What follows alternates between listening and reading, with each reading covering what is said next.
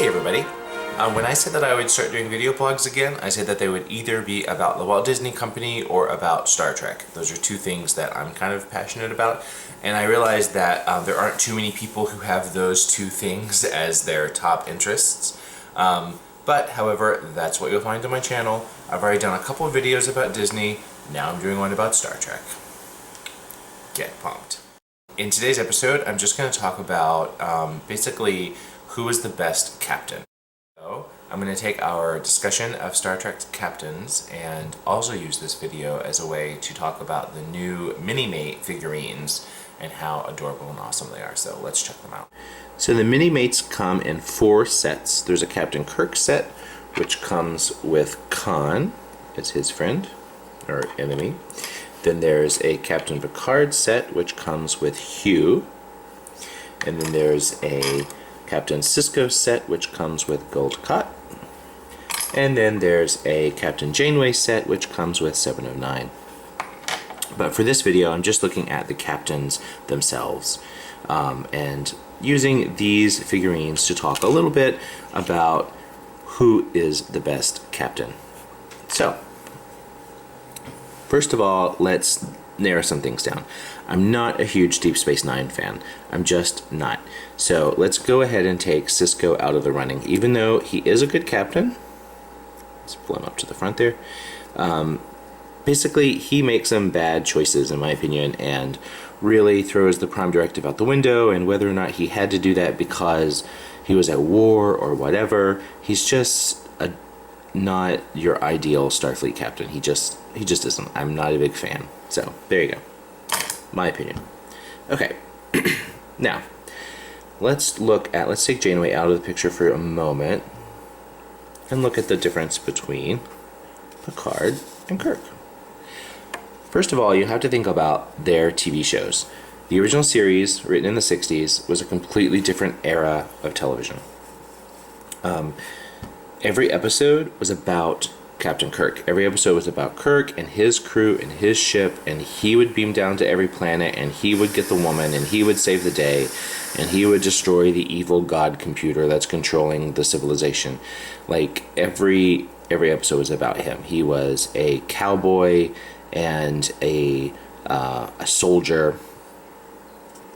It's easy to say that in his free time, he liked to do things like thrill seeking, like skydiving and mountain climbing and getting the girl and all that. Now compare that to Captain Picard. In the 90s, this show was written very differently. It was much more of an ensemble show. Not every episode was about Captain Picard. Many of them weren't. Many of them were about every character got their own episode, basically. There are some episodes where Picard is barely in the episode. Like, he's practically an extra. Like, you see him, like, for just a few seconds, and the rest of the time it's all about Dr. Crusher or, any of the other characters. In his free time, he likes to do things like read Shakespeare or go to the symphony or go do an archaeological dig to find a 5,000-year-old piece of pottery that he's going to put on a shelf. He's a completely different person. However, he's a good leader. I mean, his leadership is well-tempered. I always think of Picard as the college professor who you would feel very welcome walking into his office with a problem if you had to. And Kirk is the college professor who shouldn't even really be teaching college. He should just be out there doing instead of teaching. So yeah, that's kind of the difference in those two. Now, bringing in Captain Janeway. Captain Janeway, the first female captain to be the head of a TV show. I personally think that Captain Janeway is the best of both worlds.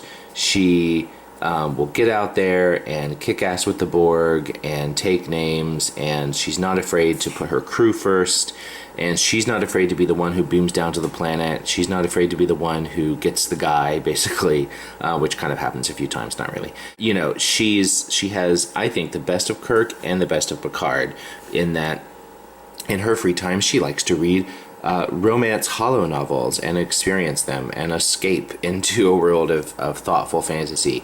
She's first and foremost a scientist. She was a science officer before she became a captain. So she looks at the world through inquisitive eyes, kind of like Picard does with his interest in archaeology. So who is the best captain? I'm actually going to say Janeway. Yay! Sorry. I'm going to say Janeway simply because I think that she is the blending of the two kind of captain archetypes, one being Kirk and the other being Picard. Can I scoot him in here? You put them together and what do you get? Janeway. Alright, thank you so much for watching. If you like what you saw, make sure you like and subscribe. If you're a fan of Star Trek, I recommend getting involved in a Star Trek fan club. For example, Starfleet, the International Association of Fans, has chapters all over the country, and there's one near you. And if there isn't, you can be involved in a correspondence chapter, and there'll be links at the end of the video for that. Thanks, bye.